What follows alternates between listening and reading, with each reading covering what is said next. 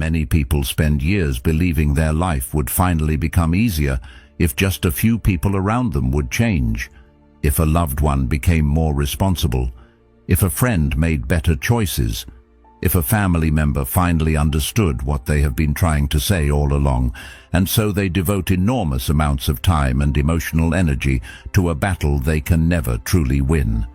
They replay conversations in their minds, search for the perfect words, offer advice that was never asked for, carry worries that do not belong to them. Then one day they look around and notice something unsettling. The people they were trying to change are largely the same, but they themselves have become exhausted. The Stoics understood this long before psychology began describing it. The fastest way to lose your peace is to place it in the hands of another person.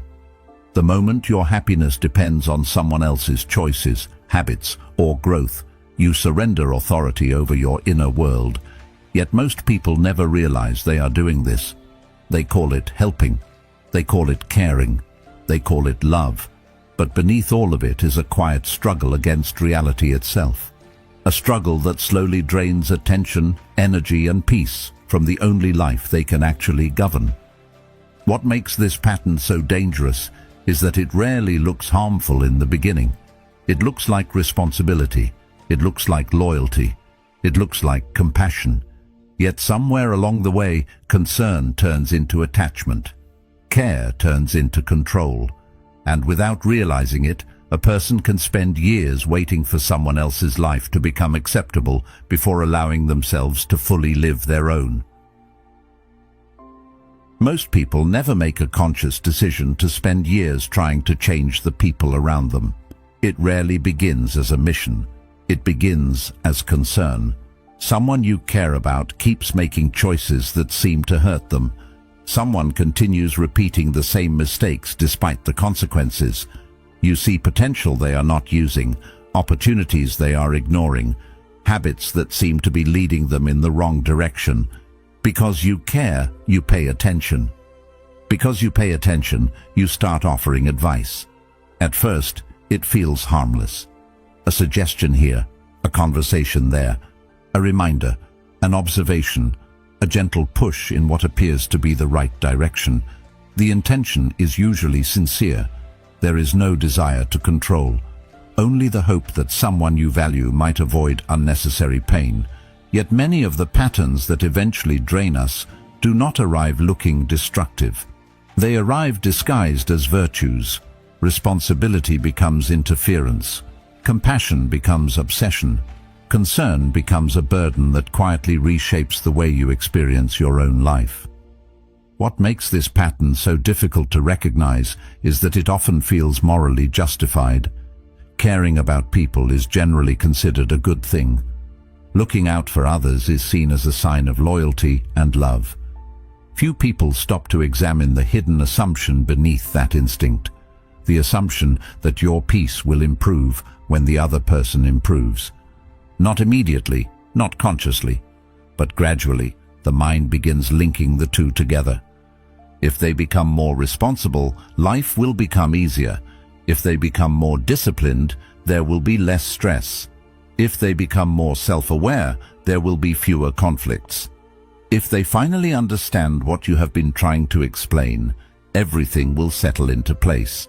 Without realizing it, your emotional well-being becomes connected to circumstances completely outside your authority. This is where frustration begins to take root. Not because the other person is necessarily doing something wrong, but because you have entered into an unwinnable arrangement with reality. Your peace depends on their choices. Your calm depends on their growth. Your sense of progress depends on their willingness to change. The Stoics understood this long before psychology began describing it.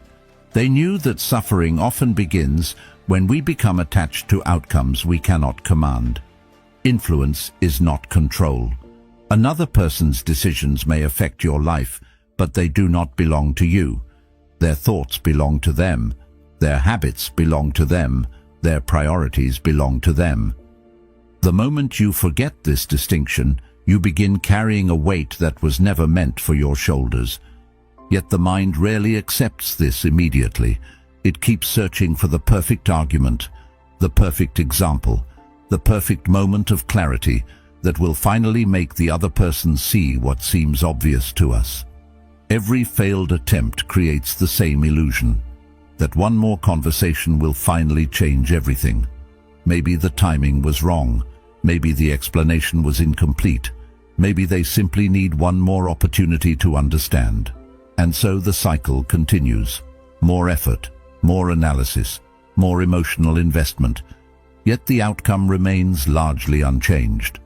What began as concern slowly becomes expectation, and expectation inevitably creates tension whenever reality refuses to cooperate. Then something subtle begins to happen. Conversations stop feeling like conversations. They start feeling like evaluations.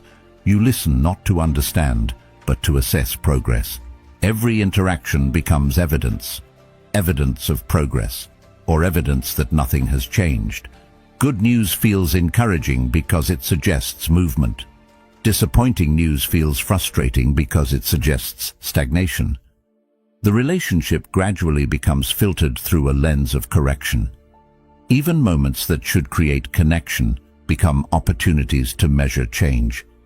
This is why so many people feel emotionally exhausted despite believing they are helping. Their attention is no longer in the present.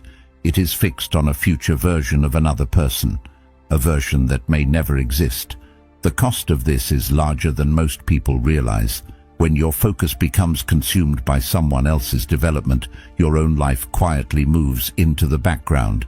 Energy that could be invested in your character, your discipline, your goals, your health, and your growth is redirected elsewhere. Hours disappear into worry, days disappear into frustration, years disappear into waiting for someone else to become the person you believe they should be. Meanwhile, your own opportunities remain untouched. This is one of the reasons the Stoics placed such emphasis on returning attention to oneself. Not out of selfishness, but out of practicality. The only life you can directly shape is your own. Perhaps the most difficult realization is that the suffering does not come from the other person's refusal to change. It comes from the belief that they must. Once that belief takes hold, every setback feels personal. Every disappointment feels significant. Every repeated mistake feels like an obstacle standing between you and peace. Yet peace was never waiting on the other side of their transformation. Peace was waiting on the other side of your acceptance. As Epictetus observed, make the best use of what is in your power and take the rest as it happens. The acceptance that another human being possesses their own mind, their own path, and their own timeline. The acceptance that growth cannot be forced, borrowed, negotiated, or imposed. It can only be chosen. There is another reason this habit becomes so consuming, and it is not always easy to see because it often disguises itself as responsibility. When attention is constantly directed toward another person's behavior, there is very little room left to examine our own.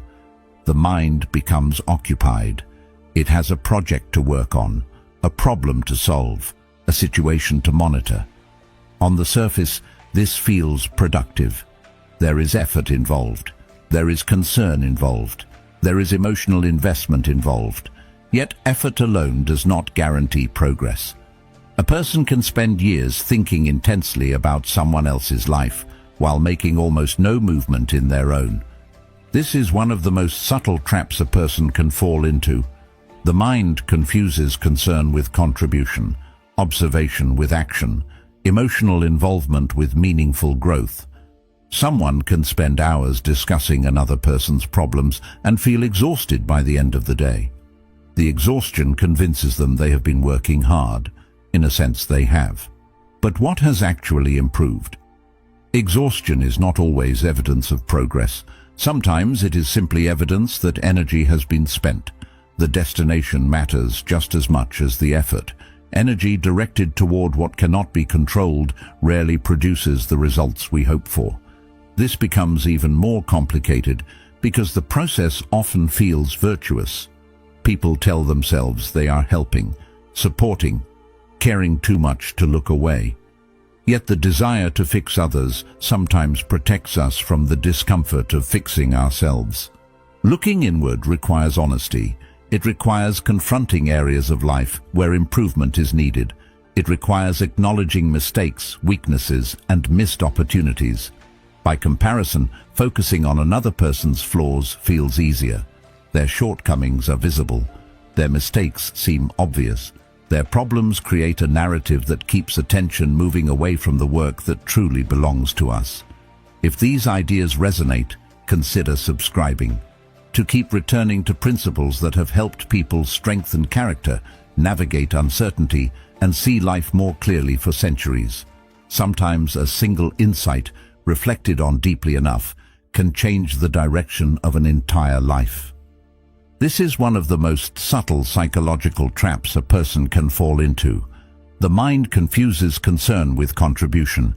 It confuses observation with action. It confuses emotional involvement with meaningful growth. Someone can spend hours thinking about a family member's decisions, discussing a friend's problems, or worrying about a partner's future. At the end of the day, they feel mentally exhausted. The exhaustion convinces them they have been working hard. In a sense, they have. But what has actually improved? Exhaustion is not always evidence of progress. Sometimes it is simply evidence that energy has been spent. The destination matters just as much as the effort. Energy directed toward what cannot be controlled rarely produces the results we hope for. This becomes even more complicated because the process often feels virtuous. A person tells themselves they are helping. They tell themselves they are being supportive. They tell themselves they care too much to simply walk away from the problem. These explanations may be partially true, but they can also conceal something deeper. The desire to fix others sometimes provides protection from the discomfort of fixing ourselves. Looking inward requires honesty. It requires confronting areas of life where improvement is needed. It requires acknowledging mistakes, weaknesses, and neglected opportunities. That kind of examination can be uncomfortable. It can expose things we would rather not see. By comparison, focusing on another person's flaws feels easier. Their shortcomings are visible. Their mistakes seem obvious. Their problems create a narrative that keeps attention moving away from the areas of life where genuine personal work is required. This does not mean concern for others is wrong. The issue is not compassion. The issue is imbalance. There is a difference between caring about someone and becoming consumed by them. One comes from generosity. The other often comes from attachment. When attachment takes over, another person's growth begins to feel more important than our own. Their choices determine our mood. Their progress determines our optimism. Their setbacks determine our frustration. Gradually, a strange reversal occurs. The person trying to help becomes emotionally dependent on outcomes they cannot influence. Instead of strengthening their own foundation, they spend their days monitoring someone else's. It feels noble from the inside, but the consequences are often destructive. What makes this pattern particularly dangerous is that it can continue for years without attracting attention. The mind becomes accustomed to it. Worry feels normal. Monitoring feels normal. Constant analysis feels normal. Over time, these habits blend into everyday life until they no longer appear unusual. Yet beneath the surface, something important is being neglected. Personal growth requires sustained attention. Character does not strengthen by accident. Discipline does not develop through wishful thinking. As Marcus Aurelius reminded himself, you have power over your mind, not outside events. Realize this, and you will find strength. Clarity does not emerge from endless observation of other people. These things require direct engagement with one's own life. They require effort directed inward rather than outward. Every hour spent managing someone else's journey is an hour unavailable for your own. There is a revealing question hidden beneath all of this. If all the energy currently invested in changing another person were suddenly returned, where would it go? Most people instinctively know the answer. It would go toward unfinished goals. It would go toward neglected habits. It would go toward health, learning, relationships, purpose and growth. It would go toward the parts of life that quietly wait for attention while the mind remains occupied elsewhere. The realization can be uncomfortable because it exposes a difficult truth. Sometimes the reason another person's problems feel so important is that they distract us from challenges we have not yet chosen to face ourselves. The Stoics often emphasized that attention is one of the most valuable resources a person possesses. Where attention goes, life follows. Whatever receives, repeated focus gradually shapes perception, emotion, and behavior. If attention is constantly invested in another person's choices, then much of life becomes organized around circumstances outside personal control. But when attention returns to what can actually be influenced, something changes. The mind becomes less scattered, energy becomes more purposeful. The endless cycle of observation and frustration begins to weaken. What once felt like responsibility starts to reveal itself as something else entirely. Not malice, not selfishness, simply avoidance wearing a respectable disguise. And once that disguise is recognized, it becomes much harder to mistake constant concern for meaningful progress. Perhaps this is why resentment so often appears where love once seemed to be the dominant force. It does not arrive suddenly, it does not announce itself. It develops quietly in the background while a person continues investing time, effort, attention, and emotional energy into changing someone who has not chosen to change. At first, there is patience, then there is concern. After that comes frustration. Eventually, a subtle sense of entitlement begins to emerge, not necessarily entitlement in the usual sense, but the belief that so much effort should produce some visible result. The conversations should matter, the advice should matter, the sacrifices should matter, the care should matter. When months or years pass and the desired changes fail to appear, disappointment begins accumulating beneath the surface. The disappointment is rarely directed at the original problem alone. It slowly attaches itself to the person. Without realizing it, a relationship that was built on affection begins carrying the weight of expectation. This shift is easy to understand from a psychological perspective. Human beings naturally seek a return on investment. Whenever time, energy, or emotion is poured into something, the mind starts looking for evidence that the investment is worthwhile. This tendency serves a useful purpose in many areas of life. Effort often does produce results. Discipline strengthens the body. Practice develops skill. Consistent action moves goals forward. But relationships operate differently. Another person's growth does not follow the same rules. There is no direct correlation between the amount of effort you invest and the amount of change they produce. Yet many people continue behaving as though such a relationship exists. They believe that enough patience, enough guidance, enough encouragement, or enough persistence will eventually create the outcome they want. When reality refuses to cooperate, frustration naturally follows because the mind struggles to accept that some outcomes simply cannot be purchased with effort. Most people do not respond well to living under those conditions. Even individuals who genuinely want to improve need space to remain human. They need room to make mistakes, to learn at their own pace, and to arrive at conclusions through their own understanding. Constant evaluation creates tension because it transforms the relationship into something resembling a performance review. Every action feels observed, every decision feels measured, every setback feels noticed. Over time, this creates emotional distance, not necessarily because there is hostility, but because there is discomfort. Few people enjoy feeling like they are permanently falling short of someone else's expectations. The natural response is often withdrawal. They become less open, less communicative, less willing to share what is happening in their lives. The relationship begins losing the sense of safety that once allowed honesty to flourish. What makes this particularly painful is that the person doing the fixing often feels confused by the outcome. They believe they have been generous.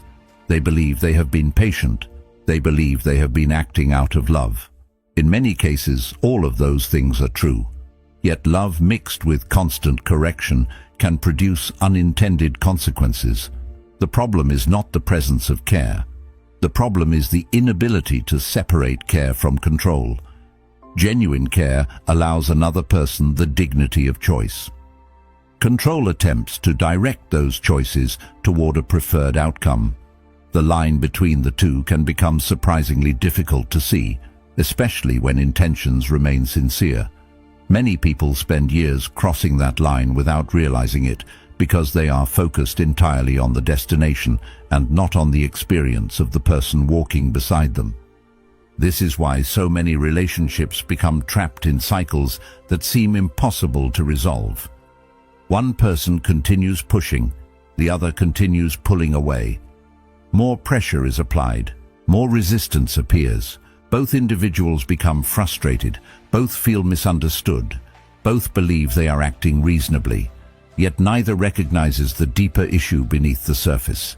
The struggle is no longer about the original problem. It has become a struggle over ownership. Ownership of choices, ownership of growth, ownership of direction. The more one person attempts to claim that ownership, the more fiercely the other tends to protect it. Eventually, a difficult realization begins to emerge. No amount of effort grants authority over another person's path. Their lessons remain theirs. Their mistakes remain theirs. Their growth remains theirs. Accepting this can feel uncomfortable because it requires surrendering the illusion of influence that many people have carried for years. Yet it also creates something valuable. It creates freedom.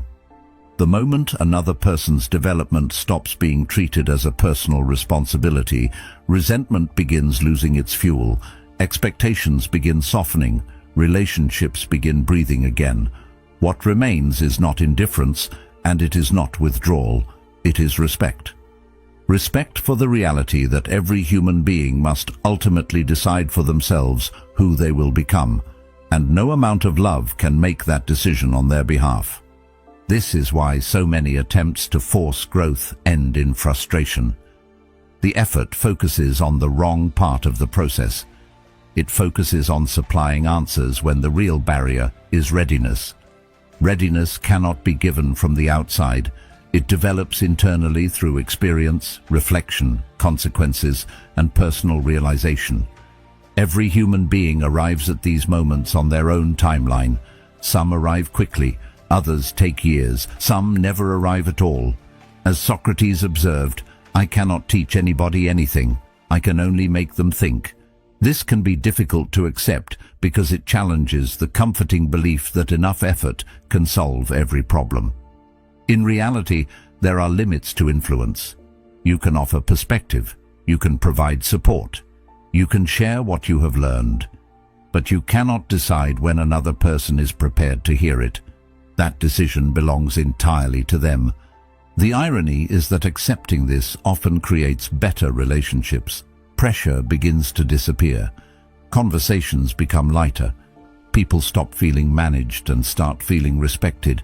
Instead of interacting with a project that needs improvement, they interact with a person who accepts their freedom to choose. That acceptance creates space. Sometimes it even creates the conditions where growth becomes more likely, not because anyone is pushing, but because resistance has less reason to exist. Human beings naturally protect their autonomy. The more they feel controlled, the more they defend it. The more they feel respected, the more open they often become. This does not mean becoming indifferent.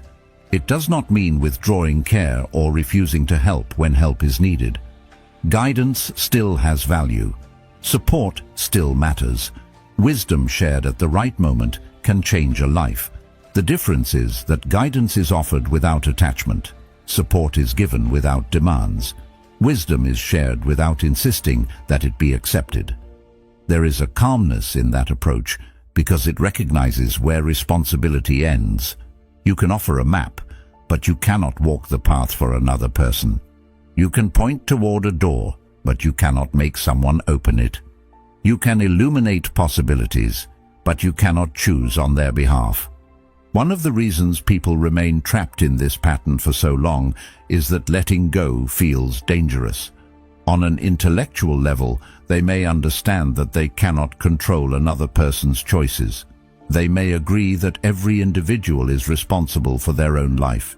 Yet when the moment arrives to stop intervening, stop monitoring, and stop carrying responsibilities that were never theirs, a deep sense of fear often appears. The mind immediately begins creating scenarios. What if things get worse? What if nobody steps in?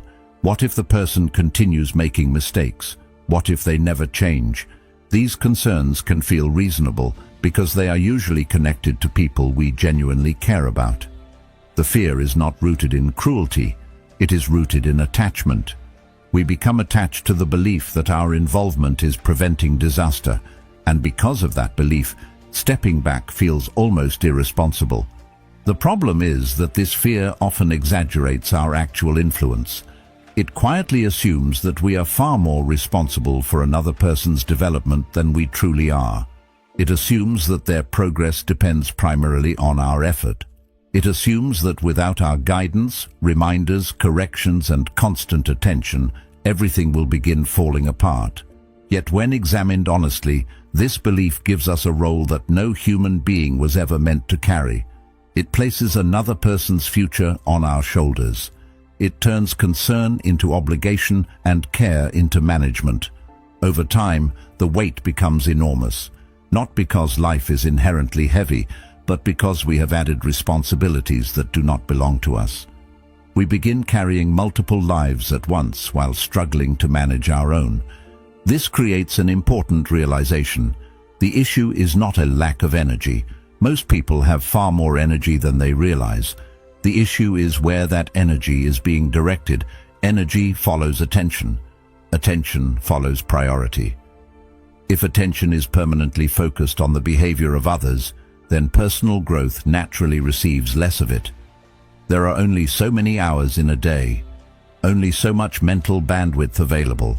Every moment spent trying to govern someone else's choices is a moment unavailable for improving your own. As Seneca wrote, it is not that we have a short time to live, but that we waste much of it. This is why so many people feel stuck despite constantly feeling occupied. Their effort is genuine, but it is aimed at a target they cannot truly influence. The Stoics understood this distinction with remarkable clarity. They recognized that meaningful improvement begins with self-governance. Before attempting to shape the world around you, you must learn to shape your own responses. Before correcting another person's habits, you must examine your own. Before worrying about someone else's discipline, you must strengthen your own discipline. This was never presented as an act of selfishness. Quite the opposite. It was an acknowledgement of reality. The area where effort consistently produces results is the area where you possess authority. The mind, the character, the actions you choose each day. These belong to you. They can be developed, refined, strengthened, and improved through consistent effort. That is where progress lives. Imagine taking all the energy currently spent trying to manage another person's life and redirecting it toward your own development. Imagine investing that attention into health, learning, purpose, emotional stability, discipline, and meaningful work. Imagine what happens after 1 year. Then imagine 5 years, then 10. The difference becomes difficult to ignore. 10 years spent attempting to transform another person may produce little or nothing. 10 years spent refining yourself almost guarantees visible change. Skills improve, character deepens, confidence grows, opportunities expand. Life begins moving in a different direction because effort is finally being invested where effort can create results. Yet many people hesitate to make this shift because it feels uncomfortable at first. When attention is no longer consumed by someone else's problems, a strange emptiness can appear. The mind suddenly encounters open space. There is less to monitor, less to analyze, less to worry about. For someone accustomed to carrying others, that silence can feel unfamiliar. Sometimes it even feels wrong. The urge to return to old patterns appears quickly. The urge to check, advise, intervene and manage begins pulling attention outward once again. This is often the moment where genuine growth starts, not because the discomfort itself is valuable, but because it reveals how dependent the mind had become on external concerns. The ability to remain with that discomfort is transformative. Instead of immediately filling the space with someone else's problems, you begin filling it with your own responsibilities. Not in a self-critical way, but in a constructive one. Attention gradually returns to unfinished goals, neglected habits, personal standards, areas of life that have quietly waited for care and effort. The energy that once disappeared into endless observation begins producing visible progress. Small improvements accumulate. Momentum develops. The sense of helplessness that often accompanies attempts to change others starts fading because attention is finally directed towards something responsive. This is where a profound shift takes place. You stop measuring your effectiveness by your ability to influence other people. You start measuring it by your ability to govern yourself. The focus moves from outcomes you cannot control to actions you can. The endless struggle to manage another person's journey begins losing its appeal because a more meaningful challenge has appeared. Your own growth, your own character, your own life. And unlike the battles fought inside someone else's mind, this is one where effort has the power to create genuine and lasting change. Something unexpected begins to happen when you finally stop carrying responsibilities that were never yours in the first place. Most people assume the immediate result will be relief, but that is not usually how the process unfolds. The first experience is often discomfort. There is a strange sense that something important is being neglected. The mind, having spent months or years monitoring another person's decisions, suddenly finds itself without a familiar task. The urge to intervene remains strong. You think about sending one more message, having one more conversation, offering one more piece of advice that might finally make the difference. The old habit does not disappear overnight because it was never just a behavior. It was a way of relating to the world. It was a way of feeling useful, responsible, and involved. Stepping away from that pattern can feel unsettling at first because the mind interprets the absence of control as a form of risk. As Marcus Aurelius wrote, "If you are distressed by anything external, the pain is not due to the thing itself, but to your estimate of it." The discomfort is real, but much of it comes from the belief that letting go is dangerous when, in reality, it may be the first step toward freedom. This discomfort surprises many people. They expect freedom to feel immediately comfortable, yet freedom often arrives with uncertainty. For a long time, attention had somewhere to go. There was always a problem to analyze, a situation to predict, or a person to worry about. That constant engagement created a sense of purpose, even when it was exhausting. Without it, there is space, and space can feel unfamiliar. The mind starts searching for something to manage, because management has become a habit. It wants to return to the familiar cycle of observation, concern, and intervention. Yet if you resist that impulse, even briefly, something interesting begins to reveal itself. The world does not collapse. The disasters you imagined do not automatically arrive. The people you worried about continue making their own choices, just as they always have. Life moves forward. Reality continues operating without your constant supervision. As this realization settles in, another change quietly takes place. The tension that once felt normal begins to loosen. You notice it in small ways first. The endless mental rehearsals start becoming less frequent. You spend less time replaying conversations in your head, less time constructing arguments that will never be delivered, less time imagining how another person should be behaving. The mind becomes quieter, not completely silent, but quieter than before. There is less resistance, less friction, less of that exhausting internal struggle that comes from trying to control outcomes that were never controllable. What once consumed enormous amounts of energy begins losing its hold, and in its place, something valuable starts emerging. The best word for that experience is space.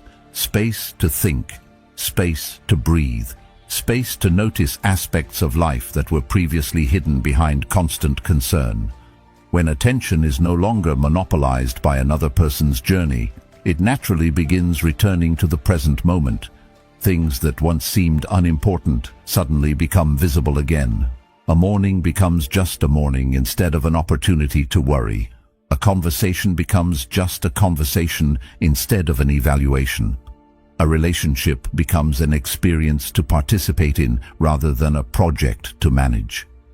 This shift may appear subtle from the outside, but internally it changes everything. The mind stops standing in constant opposition to reality and starts meeting reality where it actually exists. This is where acceptance begins revealing its true meaning.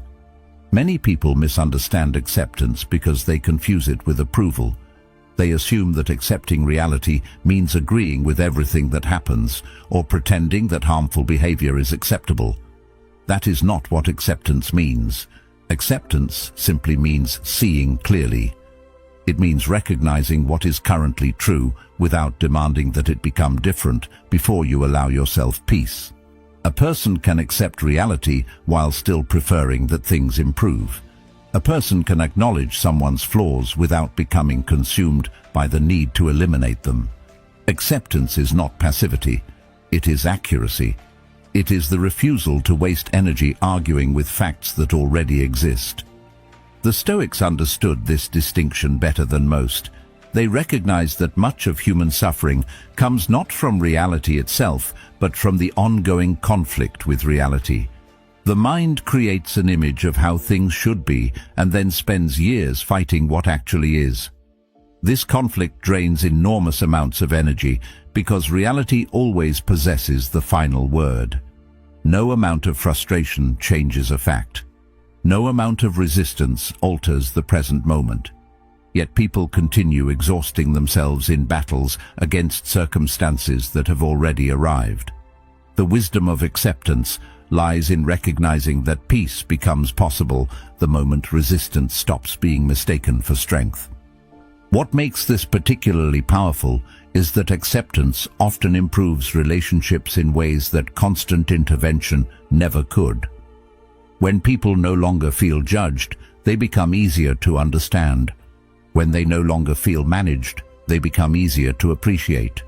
Their strengths become more visible because attention is no longer fixed exclusively on their shortcomings. Their humanity becomes easier to see because they are no longer being compared against an imagined version of who they should be. The relationship begins existing in the present rather than in a future that may never arrive. This creates a sense of ease that many people have not experienced in years.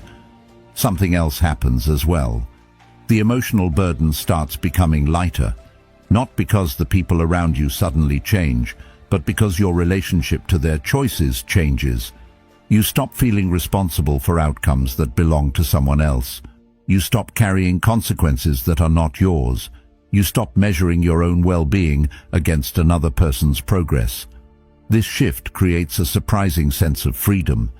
Energy that was once trapped in cycles of worry begins returning. Attention becomes available again. Life starts feeling less crowded by concerns that never truly belong to you. The remarkable thing is that peace was never waiting for another person to become different. It was never hiding behind their transformation, their realization, or their improvement. It was available the entire time, obscured only by the belief that reality needed to change before peace could exist. The moment that belief begins fading, something fundamental changes. The struggle loses its purpose. The constant tension loses its fuel. And in that quiet space where resistance once lived, a calmer and more grounded way of living finally has room to emerge. One of the great ironies of human relationships is that influence often becomes strongest at the exact moment we stop chasing it. For years, many people exhaust themselves trying to guide, persuade, correct, and improve those around them. They search for better arguments, better explanations, better strategies. They believe that if they can just communicate more effectively, they will finally create the change they have been hoping to see. Yet the harder they push, the more resistance they often encounter. Advice becomes noise, encouragement becomes pressure, concern becomes interference. What they intended as support begins producing the opposite effect. Then something unexpected happens. They stop. Not because they no longer care, but because they finally understand the limits of their role. As Epictetus taught, no man is free who is not master of himself.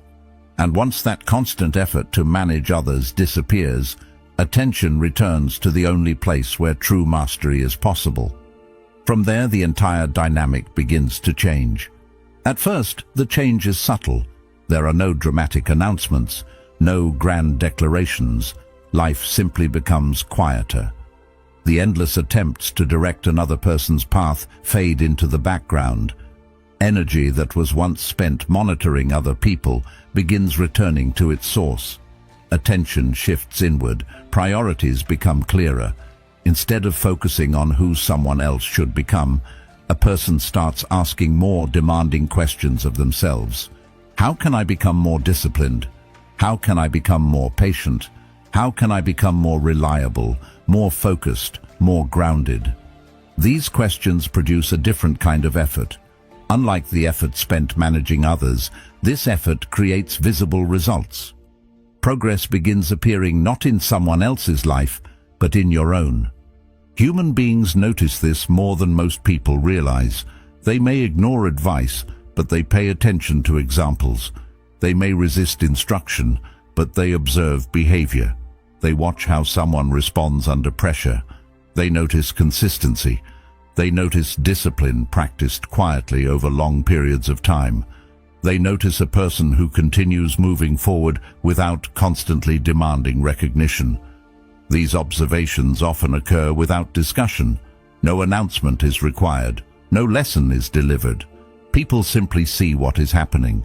They compare it to their own experience, and something begins taking shape in the background of their mind. This happens because examples carry a kind of credibility that words alone rarely possess. Anyone can describe a principle. Anyone can explain what should be done. Living according to those principles is different. Living them requires commitment. It requires repetition. It requires the willingness to embody ideas long before they produce visible rewards. When people encounter someone who has genuinely done that work, they feel the difference immediately. The message no longer exists only in language. It exists in behavior. It exists in habits. It exists in the way that person moves through ordinary moments. There is a quiet authority that develops when actions consistently support words, and that authority cannot be manufactured through persuasion. The Stoics understood this deeply. They recognized that wisdom loses much of its power when it remains purely theoretical. Philosophy was never intended to be something spoken about endlessly. It was meant to be practiced. A person's character was the evidence. Their conduct was the proof. Their response to adversity revealed far more than any speech ever could. This is why the Stoics spent so much time examining themselves rather than attempting to reform everyone around them. They knew that genuine influence begins with example, not because examples guarantee results, but because they are the only form of influence that respects another person's freedom while still offering guidance. Something interesting often happens when this shift becomes consistent. People who once ignored advice begin asking questions on their own. Not everyone, not always, but often enough to notice. Curiosity appears naturally where resistance once existed. The difference is important. Curiosity opens doors. Pressure closes them. When someone arrives with a question of their own, They are no longer defending their position. They are exploring possibilities. They are receptive. They are interested. They are participating willingly in the process. That willingness changes everything, because growth that is chosen tends to last far longer than growth that is imposed. Many people spend years trying to create this outcome through force. They push harder when they should step back. They explain more when they should demonstrate more. They become frustrated when their efforts fail because they mistake control for influence. The two are not the same. Control seeks compliance. Influence inspires consideration. Control attempts to direct another person's actions. Influence simply presents an example and allows the other person to decide what to do with it. One creates dependence and resistance. The other preserves autonomy and encourages reflection. Lasting change almost always emerges from the second path rather than the first. This perspective creates a profound sense of freedom. You stop carrying responsibilities that never belong to you.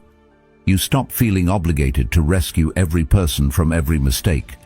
You stop believing that wisdom can be forced into existence through persistence alone. Instead, you focus on becoming the kind of person whose life reflects the values they claim to believe in. There is something powerful about that simplicity. It removes unnecessary struggle and redirects attention toward what can actually be improved. In the end, the most meaningful influence rarely comes from trying to change people. It comes from showing them what is possible. It comes from living in a way that quietly demonstrates another path. Some will notice. Some will not. Some will become curious. Others will continue as they are. That part has never been yours to decide.